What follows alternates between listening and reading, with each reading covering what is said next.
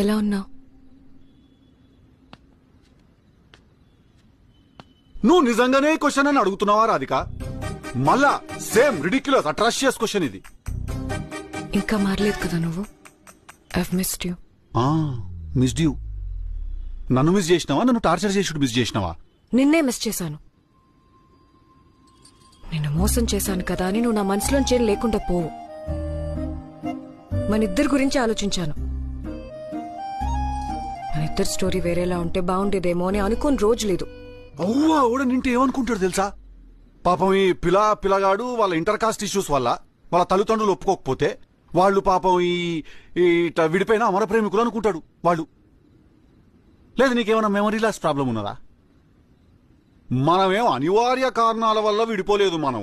Okay, మనం నువ్వు చేసిన అన్యాయం వల్ల విడిపోయినాము, అది గుర్తు పెట్టుకో.